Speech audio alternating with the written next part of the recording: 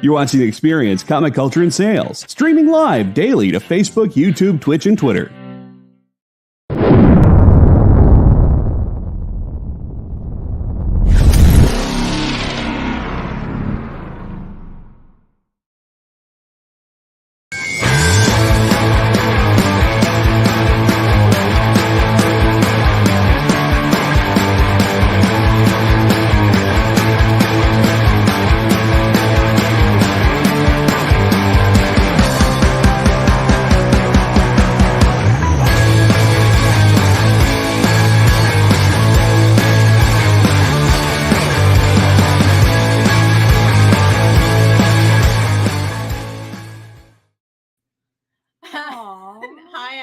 Welcome to Minute To Skim It. It's me, Liam, and Jenna. It's delicious. I did this morning. You gonna stop me? So, if you don't know how the show works,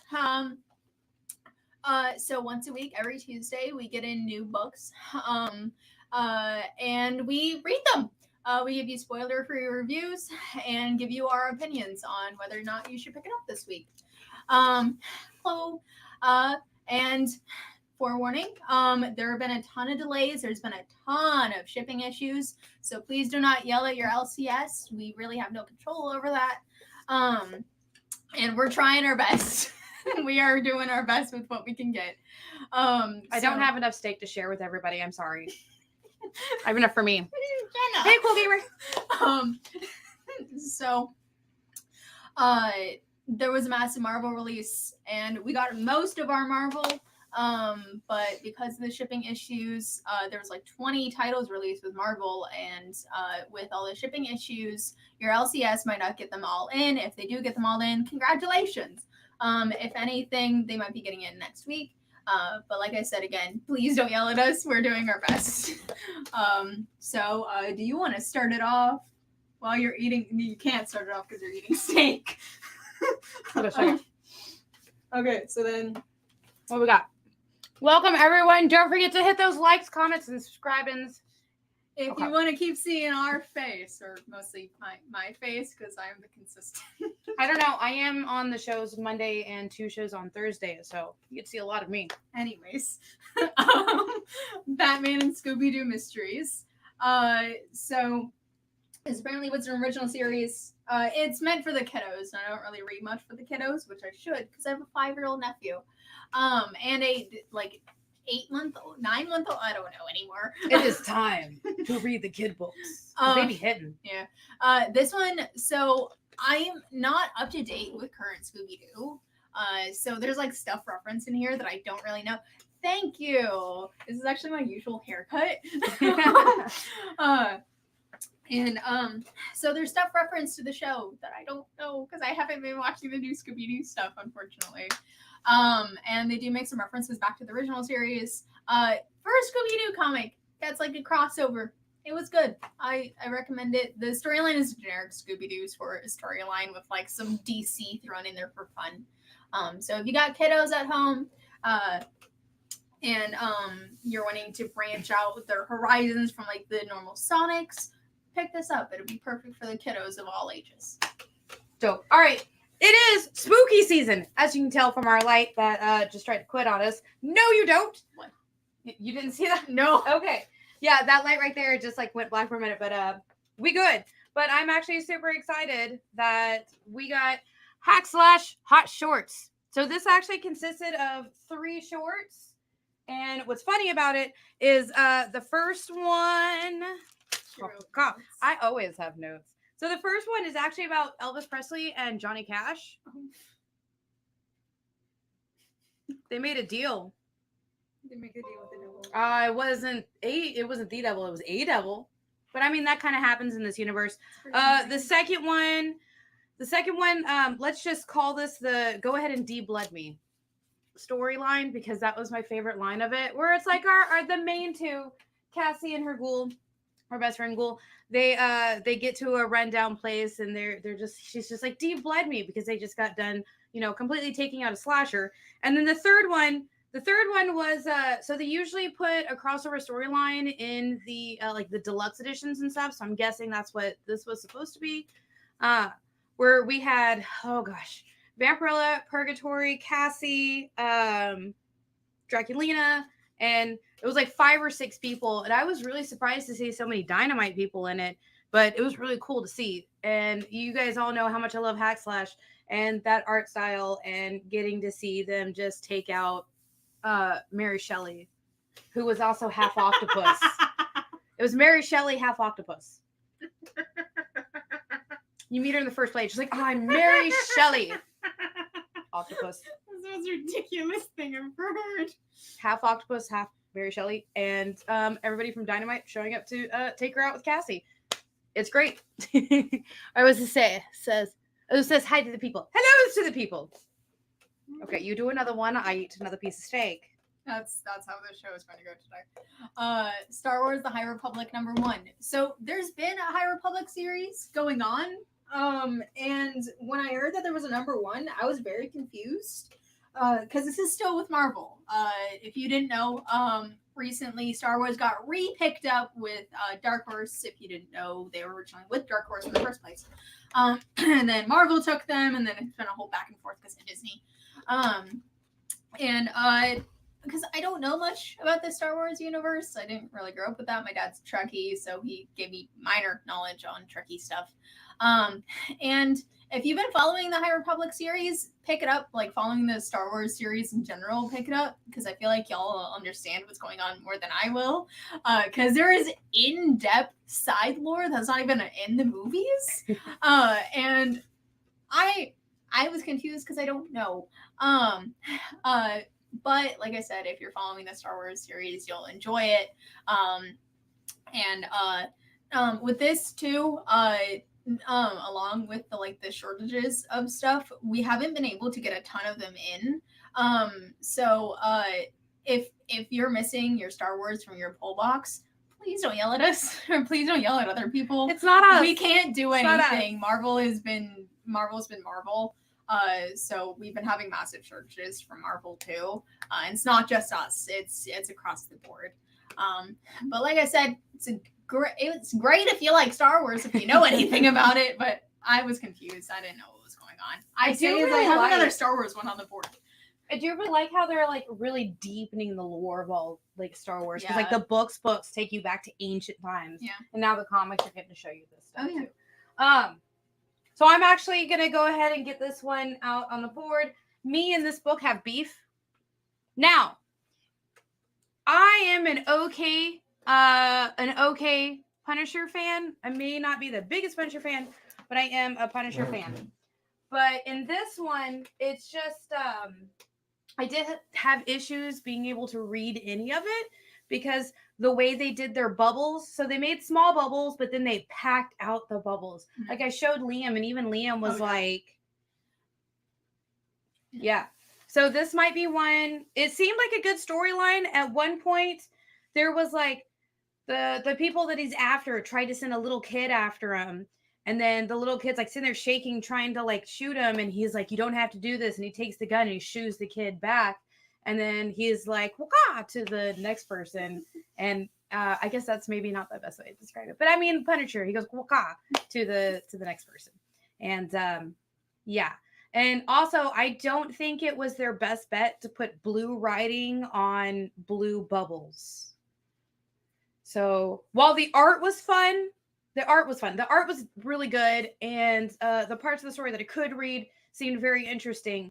It really took me out of reading the book to, I hate when I can't read the words. Yeah. It's annoying. And we have depth perception issues. She's mostly blind. Yeah. I am completely blind in one eye. So sometimes, I'm 75% blind in one eye. But so when a lot of these books, that's why I really like reading any books, because you can see them. But with this one specifically, I couldn't read it. And I have depth perception issues. It's hard for me to read some things because I have 2 radically different sized pupils. So reading things sometimes is physically painful to me. And situations like that, hate it. Lot. I wish it wasn't that common in the comic industry, especially with a lot of people. Thank goodness this week it wasn't common. It was mostly just that book. The other books were fine, but that one was a kind of an issue for me. Good art though. Oh, the one thing that I will mention about the ScoobyDoo mysteries is there is a misprint on one of the bubbles. They overdrew the lines and didn't erase the extra. And so it's just in the middle of words, like halfway through the paragraph, it's in just the middle. So Black Adam, number 1. I'm going to be completely honest. I thought it was kind of boring. I know literally nothing about Black Adam, the comics, anything coming out with the movie. Nothing. I did not help with any knowledge of understanding who this is. And this is supposed to be, this is supposed to be like the getting you interested in the movie. I did not know anything that was going on. I was super confused. There was already established like plot devices from like the other Black Adams that have been coming out regarding the movie. And there's a random like political element. It's super confusing. Like this whole bottom shelf, if you have been reading these, go ahead, pick them up. I haven't been, so I have no clue what's going on.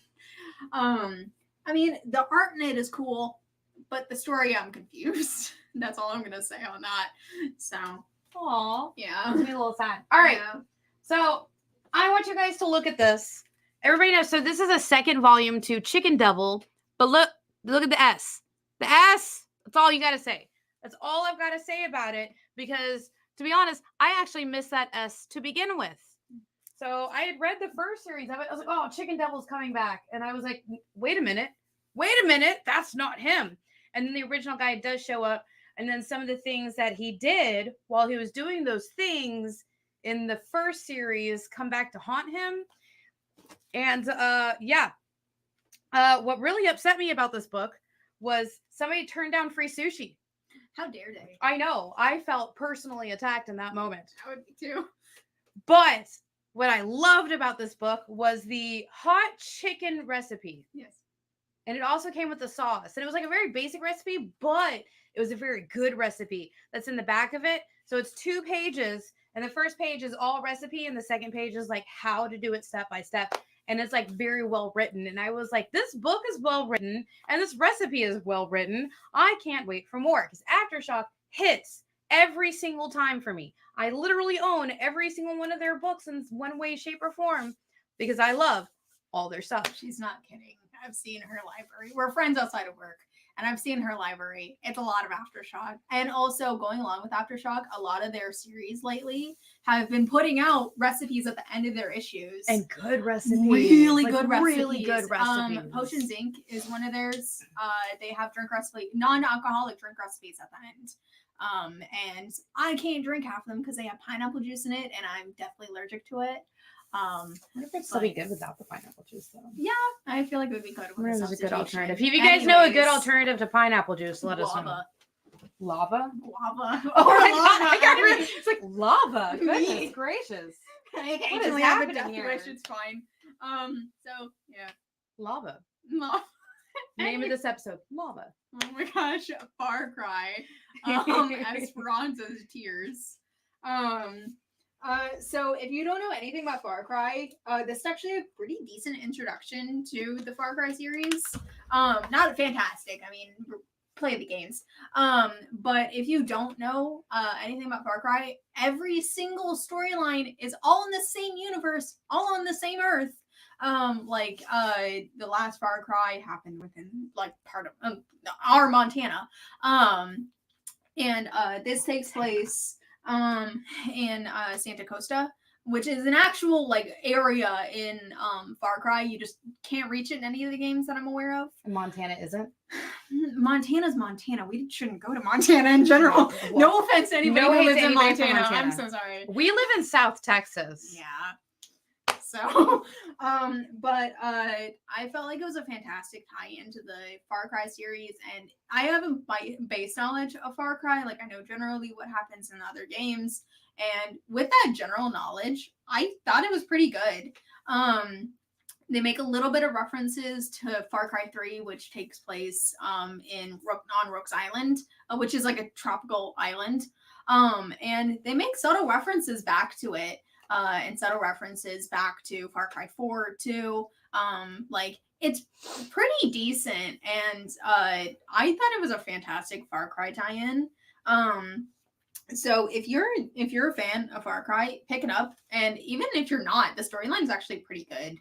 So dopeness. yeah, I'm going to talk about Amazing Spider-Man. Hobgoblin has returned, but which one?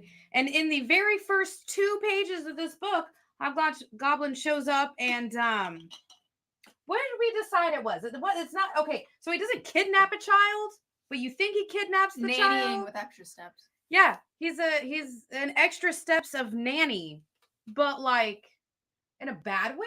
Kidnapping with extra steps. That's what I said. Yeah, it's kidnapping, but nannying with extra steps. And at the same time, we get to see what's going on with everybody else. And kid sitting. Gosh, it made me question things.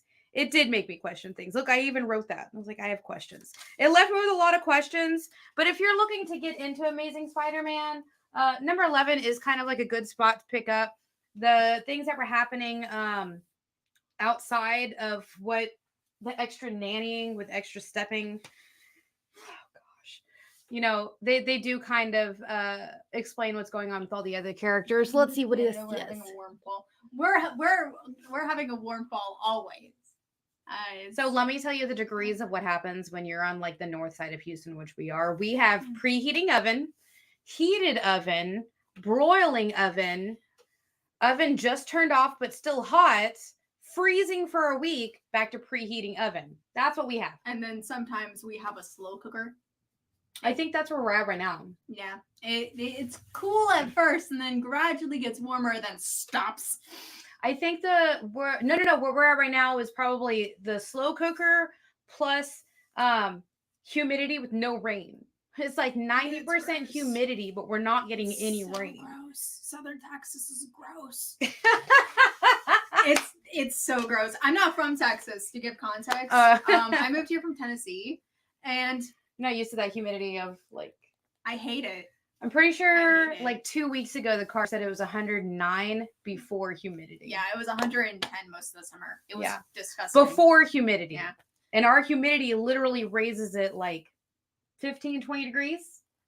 That's not an exaggeration either. Like the entire summer, it was 100. And then it registered as 110 because of the humidity. It was so, and I don't have AC in my car.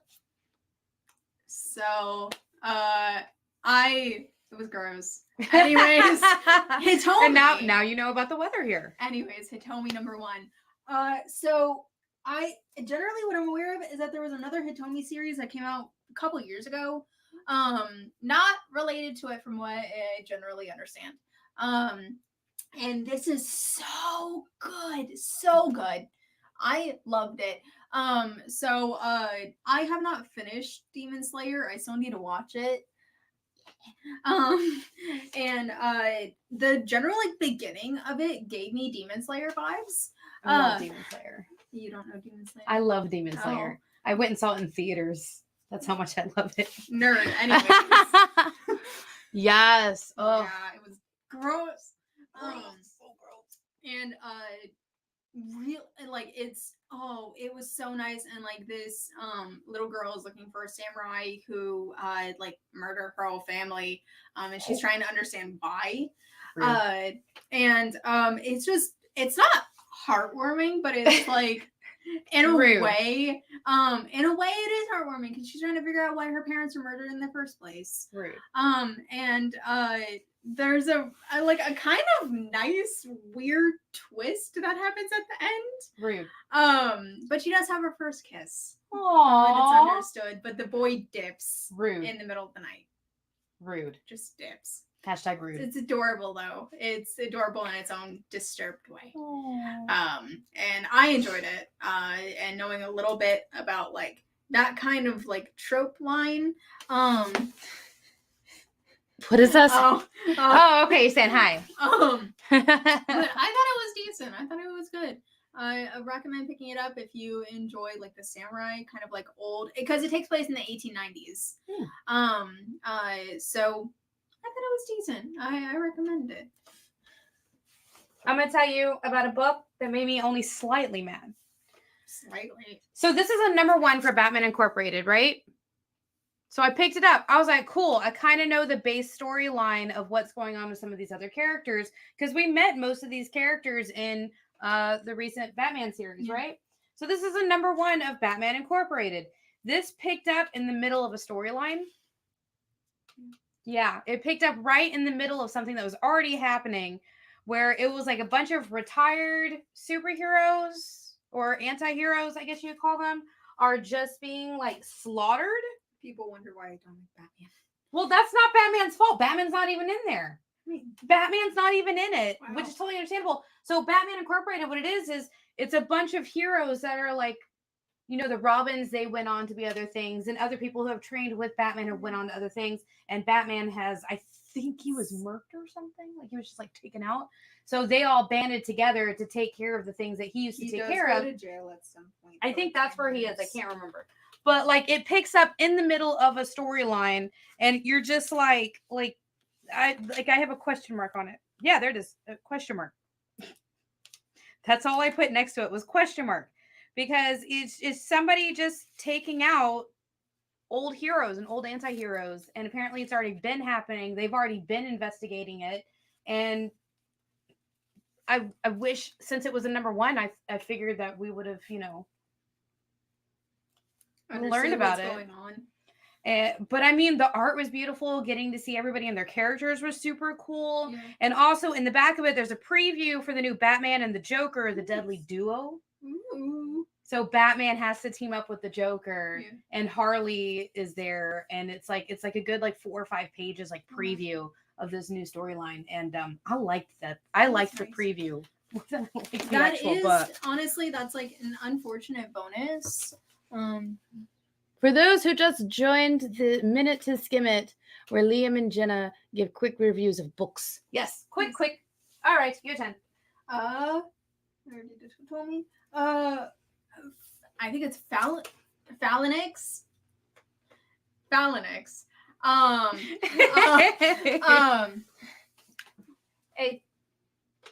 It sounds kind of like a Watchmen movie plot. You know what? I don't be hating on things. You ain't continue with Phalanx. So it's a one shot from Image. This girl that goes back in time to the early 90s. And they make a reference to 2022. And at some point, so I'm gonna warn, there is many pages of nudity. I showed Jenna this. Lot of nudity. There's a girl who can like shape shift and like get really muscular suddenly. Entire costume rips, just chest out the entire rest. There's like 20 pages. Don't know. It's honestly, they'd be in the way for fighting. Yeah, you would think, but you know. It's honestly, you can tell it's like making fun of like the superhero genre. That's what I like about Image, because they make fun of that genre, which I love. That is my thing. They like to make fun of themselves, and it's a lot of fun. If you don't know, which I don't talk about this a lot, my favorite genre of horror movies is making fun of their own genre. That is campy. My favorite horror movie of all time is Cabin in the Woods, for a reason. And you still haven't seen Velocipaster or Lamageddon. Because I just met you. Like, how long ago? Almost 6 months. Yes. 7 months. I don't know. How long have you been here? All right. So this was kind of bittersweet to me. This was the last issue of Jurassic Park. And they do wrap up everything so beautifully. I've loved this series. I've been following it. Like, I've talked to Liam about it. And so this would be good for like preteen teenager. Yeah. Just because some of the words are like hard to say, because they mix the words with dinosaur names. Like Darkseid shows up in the first couple of pages of this one because he's been hinted at almost the whole series. And what I say is Dark Sockalosaurus. Oh my gosh, I don't know why, but just hearing the names of everybody, like we've got a Flash one, a Batman one, a Wonder Woman one, like the whole Justice League as dinosaurs protecting humanity, so humanity can like become humanity. And it's so adorable, and I loved it. It is so cute, and I'm sad that it is done now. She did look legitimately upset. Like I was She looked sad. I was so saddened that this was like the last issue. I was like, why are you done now? So yeah, it was so great. It's the last one, and it's actually quite a really nice way to wrap things up, like in a nice pretty bow, and then hand it to you. But they leave just enough to make you think that maybe there might be another one, but it doesn't leave you with like any like big burning questions. Oh, that's good. And I was like, oh my gosh, this is horrible. It's a dinosaur, but like violent. That was not English. Yeah, it was. It was dinosaurs. They were being violent, and it was so good. That's what I said. Anyways. A legacy of violence. It's a legacy, and there's violence. So I thought it was honestly pretty good. There was a story that I was helping with that gave me the same exact vibe. So my favorite kind of like genre for books, some, not all, but most books, when it comes to like graphic violence, is tying in a little bit of a flashback and giving context to why this is happening, and why this character is the way that he is. Oh, it's Colin Bunn. That's why. Yeah, I like Colin Bunn stuff. So, me being new into the comic book industry, I don't know names. So I just know what I like, and I know how it's written. I don't pick up on names. But I always accidentally read Colin Bunn stuff, and I have never been disappointed. He's great. He's fantastic. Like, the art style in this is gorgeous. It's like a weird, like, pastel mixed with watercolor kind of thing. With a little bit of... I am the blind. What are you trying to tell me? I've been reading comic books for 30 years. Same. 30 years later, he still can't remember names. Mood. That's Jay. But it's honestly like the art on the cover. The art on the cover is what it looks like inside. It's gorgeous. It kind of gives me Maniac in New York vibes. Yeah, that's what it looked like. It's really good though. Like if you like the tie-in of a flashback to explain why the main characters are the way that they are, especially if they're a murderer, which in this case they are. Really, really good. Like it balances it really well. Sometimes it gets really hard to balance that. And this being a first issue, might pick up the rest if I'm being honest, or wait until a trade comes out. If you want to wait until a trade, I feel like sometimes that is an easier bet.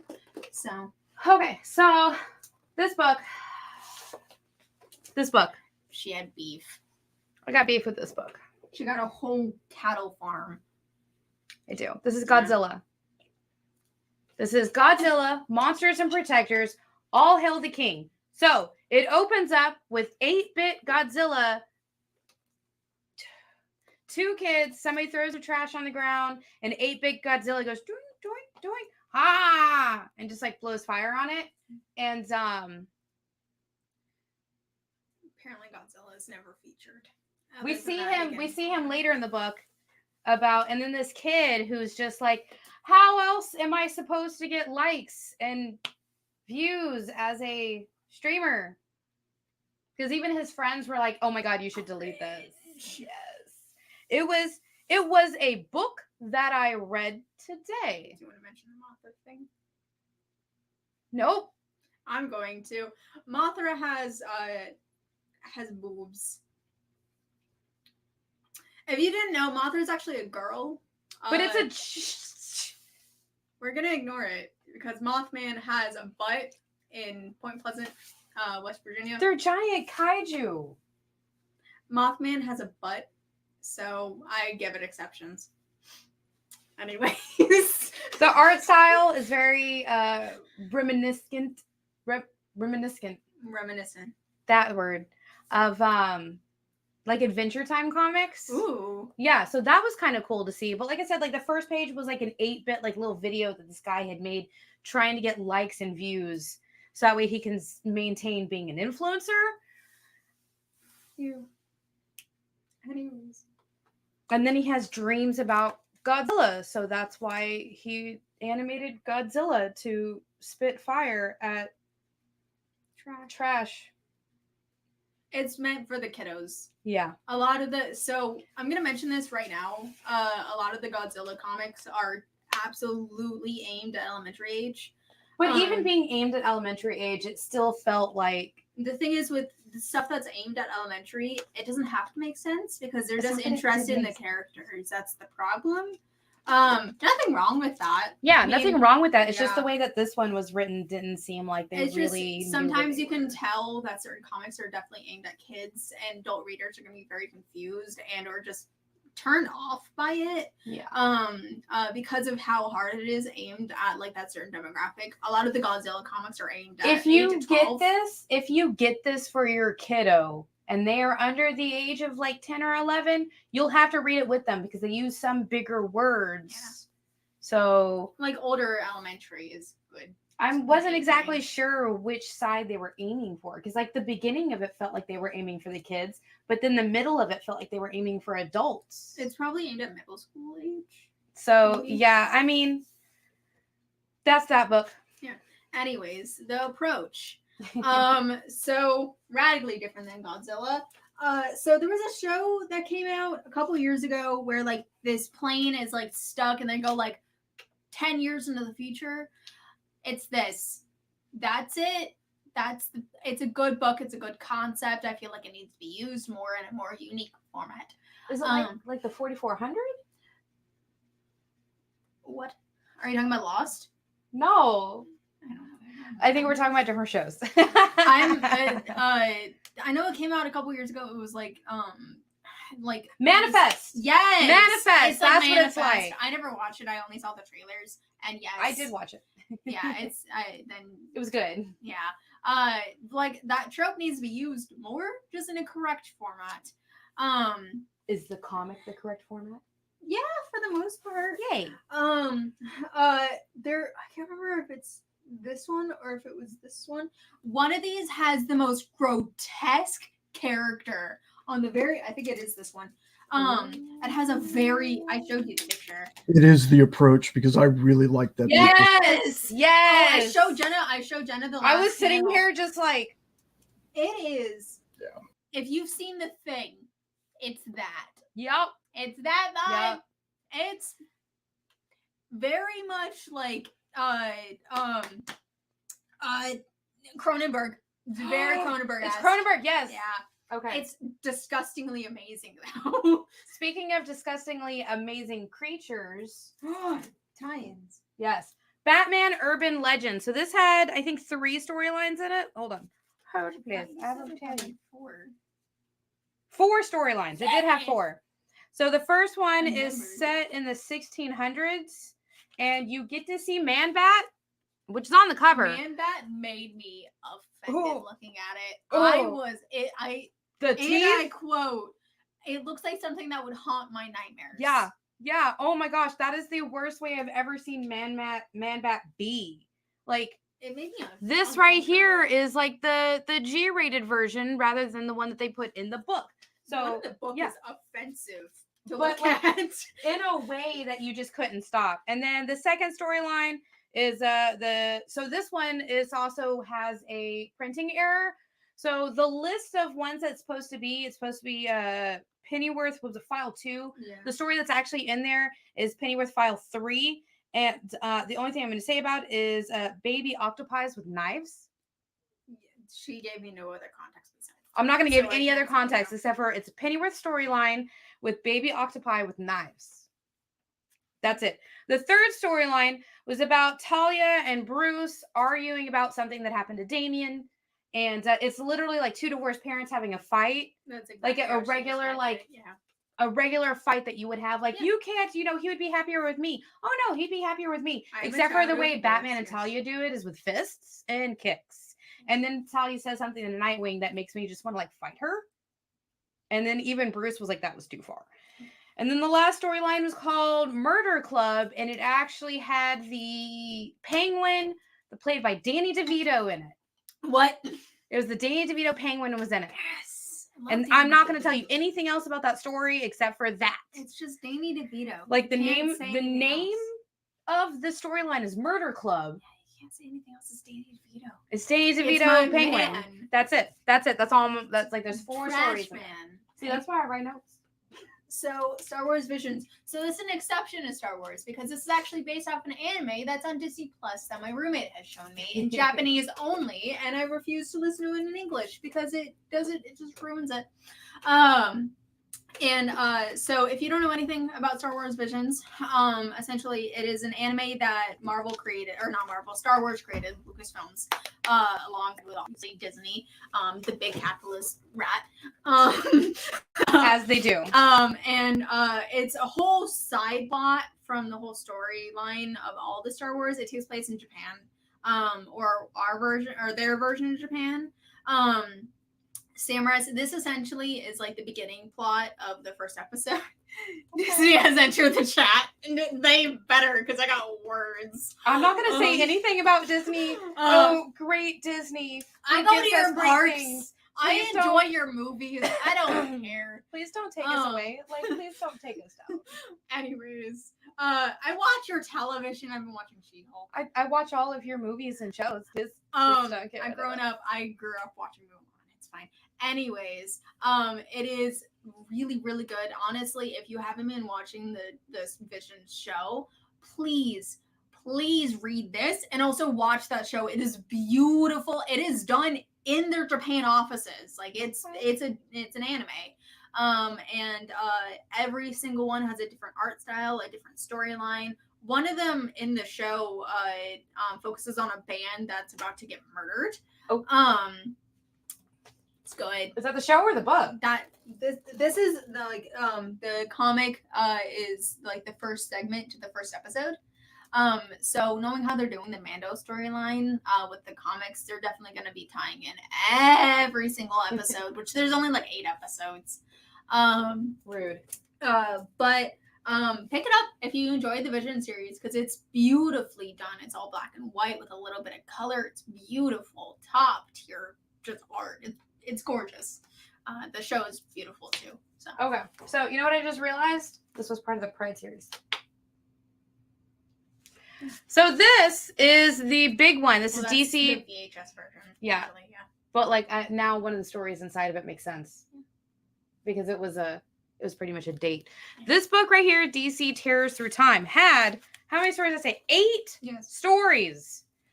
Okay, so the first one is about Phantom Stranger. The second one is about the Super Sons, which is Damien and Kal-El as like little. Their costumes are adorable. Their costumes are each other.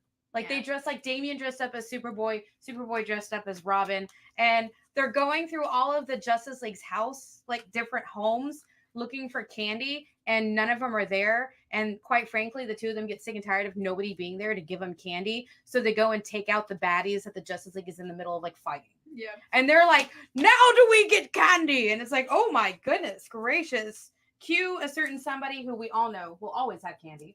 Yeah. And so there's that one.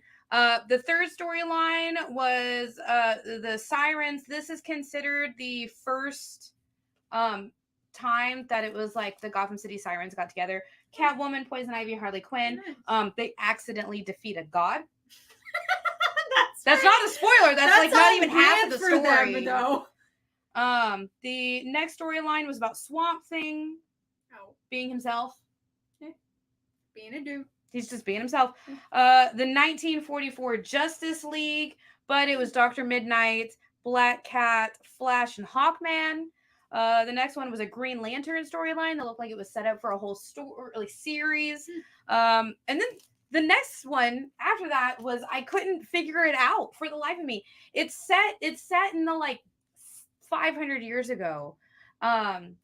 This is the one I was telling you about, where a guy shows up in this village that children are going missing from in a cloak. Yep. And then half, like 2 pages in, it's like, Etragon is here. And then that was it. Like, it's a setup for something further, but who was the dude in the cloak? If you guys read it and you find out, please tell me, because it didn't tell us. I needed to know who was in the cloak, who had the And then the last storyline was Wayne Manter haunting, and it questions if possibly Damien is the super actual Damien. Bum, bum, bum. And so, yeah, that is kind of the 8 stories that are in there. And all of the art, it was different writers, different artists for each story. It was really cool to see sort of like, because one of them had like an Alex Ross feel to it, but then one of them had sort of like the standard for the Superman, Batman, Super Sons like feel to it. And the other one had like that actual feeling of like oldness, like 1600s-ness to it. So, yeah, that's the 8 stories of DC Terrors Through Time. Don't miss it. All of it was good. A radically different thing. Radically different. Cat massage therapy. It is adorable. So I'm used to reading manga. I've read manga since I was like 12. And this is not set up like a regular manga. You read it front to back like a regular American book. Wait. I'm serious. I am serious. It is backwards. What? It is written like an American story, and it makes me angry. But it's adorable. Until I was halfway through the book and figured out that it is not written like Look at regular what it says manga. on the back of the book. It's so weird. But it's adorable. Normally I'm used to those with like, so because of how long I've been reading mangas, I'm used to like there being a warning of like, you're reading this wrong. Not like that. I just thought that was you're not reading this incorrect. Nope, I was for about 3 stories. Until I started noticing the numbers were counting backwards. Yep. It's so cute. It's adorable. Like these cats run a massage clinic.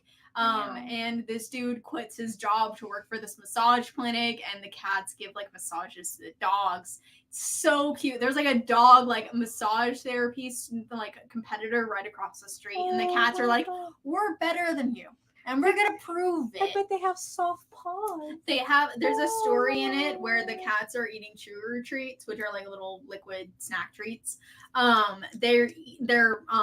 Somebody poured the chewer treats onto a glass table, and they're just sitting on the table just eating these chewer treats, and you can see the beans, and all the workers at the massage clinic are just sitting underneath. At the end of the story, one of the head cat is like, why are you looking at us from under there? And they're like, no, keep eating. This is so cute, keep eating. And they're like, okay. They end up taking a nap at one point. It's so cute. Ooh. If you like cats, if you like the kawaii kind of stuff, please, you don't even need context for the other issues. Please, it's adorable. It's so cute. I love it. My soul. I want to be massaged by a cat now. They do. I am not a cat. They do. Yes, you are. I will fight you. That's what a cat would say. I will take a nap. Oh my gosh. Do another book. Okay. All right. So this is Spawn 334. So to be honest, this was actually a pretty good starting point. So it kind of gives you, in 2 sentences, it tells you everything that you've missed in 333 issues. Surprise twist ending. I did not see that coming. That is a person who did a thing at one point. There we go. There's your spoil. But yeah, so it kicks off. It feels like exactly where the last issue left. Mm-hmm. But you can still get into it. Like, oh, cool, a war is coming. I get that in the first 2 episodes, first 2 pages, and then they kind of like delve deeper into why. Oh, we need to break into this room, and they're like, why do you need to break into this room? And they're like, I'm not gonna tell you. And you're like, okay, you're a special kind of villain. You're not gonna tell me your whole plan. Cool. And then they break into the room, and you're like, that's why we were breaking into the room. I see you. I felt like a grandma reading this because I kept telling it, like, I see you. I see what you're doing. But all right, cool. You got 2 more. I got 3 more. So we got issue 1 and 2 of this. It's called Unprepped. So weird background with my life. My dad's a prepper. He got hard into prepping during one of the recent elections. And he turned my room into a prep station. And so reading this, I felt uncomfortably seen. So basically, an EMP happened after a massive solar flare. First 2 pages, and they make a COVID-23 joke. COVID-23 is hitting a lot of comics. I read comics to escape. I didn't sign up for this. What's sad is there's actually a lot of comics and books that I've read where instead of saying COVID-19, they're saying COVID-23 or 21. And I'm like, why? Mutations. And so we got issue 2 as well. So issue 1 ends where they're getting gas, I guess. And they're on their way to their preppers, like their proper friend's bunker. And so the second issue picks up with them still on their way over there, and you can tell that it was written by somebody who makes fun of my age range for being attached to our phones and will never be able to live without technology. That is almost verbatim a conversation that I've had with my father. My dad collects hard media for this exact reason. That in the book? Well, that's just rude. Yeah. I told you, it's like reading a biography of my life, living with my father. Oh my goodness. If you like making fun of preppers, or you've grown up with a prepper like myself, you will find deep amounts of joy reading these because you understand. You get it. All right. You know. And on that note, let's talk about a true love story. So this is part of the Dark Crisis World Without Justice League. So the Justice League's been taken out, just completely taken out. They are dead, like dead. And okay, cool. So they are dead, but they actually got like put back into other timelines in this one. And we get to see, no matter what timeline it is, no matter what universe they're in, Black Canary and Green Arrow is true love. And that is literally how the story starts. That is the first words, the first sentence of the first panel says, this is a love story. Just, you know, dead. They're already dead, but I guess not dead. You want to knock another one? Yeah, I can do another one real quick. You did all. This one I have major beef with. So Namor #1 is set in a world where every single superhuman, villain, hero, whatever, superhuman, like everyone except for a handful of mutants, just like chunk the deuces and like, bye Earth, the Kree there, we out. They literally fly. Yeah, I had to show him. I was like, for real? Like, I told him, I was like, there's nobody here. Like, there's nobody there. Like, they're just gone. Dipped. Literally a whole panel. You just see all of these, like, just, Marvel like, and DC off. Characters just dipping. They're just like, they didn't even chunk the deuces. They're like, oh, the Kree is over there. Bye. You're just like for real? You just left all of planet Earth and billions are dead.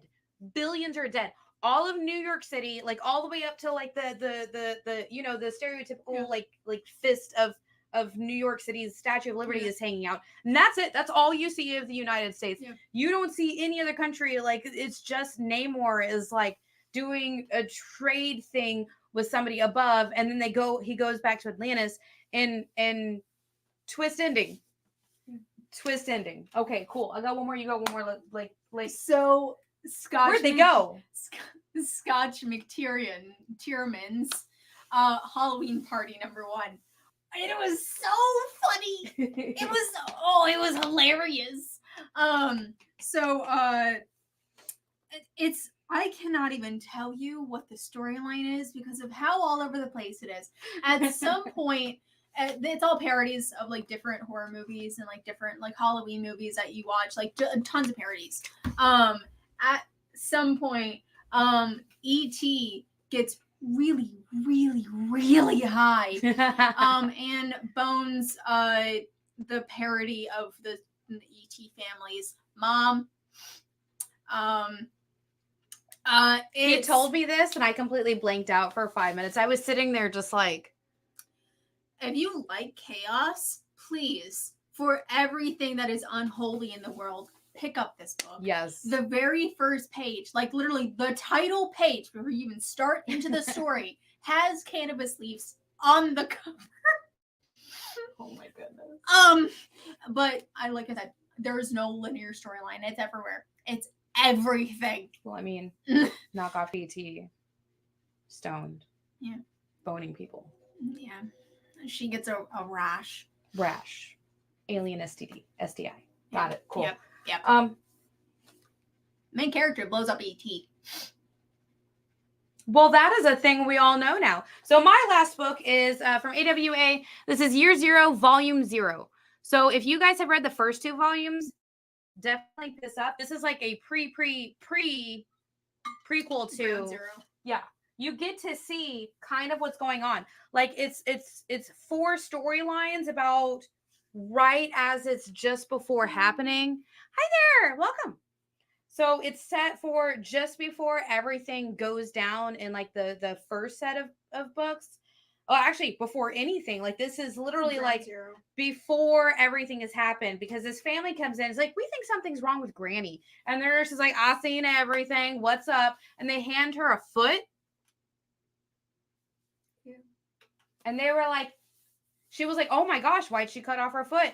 And they were like, oh, she chewed it off because she said she was snackish. Oh. Hi, Danny Granny. in the background laughing. Granny, that No, was you're rude. fine. I was like, Granny, that was rude. And there's another one where somebody is just kind of like, it's set in North Korea. It's right in the dead man zone. Oh, like the gray, like government zone. Yeah, like that one like little zone. Yeah. And it's a bunch of birds that are finally coming back for wildlife. And they're like, oh, I hope for reunification of our country. And you're like, please don't. It is, yes. What? It's Halloween Party from Image. Yeah. Yeah, it is. And there, he's just like, he killed a bird by accident because he was looking through the scope at the bird and like watching the bird. He's like, oh, the bird's so pretty. And then he accidentally like shoots it. Huh. And he's like, the person comes in. He's like, the great leader has said that you were going to be executed. What did you think you were doing? Why did you kill that bird? And then they see a dude coming and he was like, well, I was aiming for the dude. I'm like, that dude wasn't there a minute ago. You're using that as an excuse. I see you. And he's like, oh, well, shoot the dude. And he shot the dude like 4 or 5 times and it was still coming at him. So it's like the very first time you get to see any of the zombies for that whole storyline is this. And then there's another one where they're set in an airplane and nobody's sick. Nobody's nothing. Everybody's just like doom, doom, doom. We're on an airplane. Oh, this person is, joining the Mile High Club. You guys go back to your seats. And then it ends with like a call of something and you don't know what they're calling about, but that is what this book is. This is like the prequel for the other 2 that have come out for Year Zero. So that's why it's called Volume 0 rather than Volume 3, because that's how they did it. They did it Year 0, 1 through, I think it was like 5 or 6. And then Year 0, Volume 2 was like 1 through 6. And this one I think is going to be 5 issues. Yeah. Yes. It's going to be 5 issues. And it looks like they're all going to be like a setup to a prequel. And I also have questions. So if you look at the cover, the dude that's right there, the only thing eaten off this dude is his lips and part of his arm. But like they just ate his lips from his beard. Also, before I forget regarding Halloween Party, there's going to be a Christmas edition. I'm serious. Scotch almost shoots Santa. Oh my goodness. Mm-hmm. And on that note, we're actually out of time. I can't believe we got it through all of our books. This was like a really big week for number ones, especially for indies. And it was a really good kickoff week for quite a few of the Marvel stuff too. And DC stuff. Marvel had like 20 titles released this week. And we definitely tried to pick up all of their number ones. So definitely hit up your LCS first thing in the morning to ask if they got most of their books in, because there are delays and stuff going on. We want to thank everybody for joining us. What does this say? That's a cool horror cover. It is a cool cover. They did do a really awesome job. And again, please don't yell at your LCS if we didn't get in something that's on your pull box. We're trying. We're trying. I'm sorry. We are trying. It's not us. It is shipping delays. Yeah. It is, and it's not just Diamond. It's not just Penguin. It's literally all the way Please don't across yell the at board. us. We're doing our best. We are. And don't forget to stick around because right after us is going to be In Source this week with Jay, Kyle, and Dan. So we'll see you guys next time. Bye. Bye.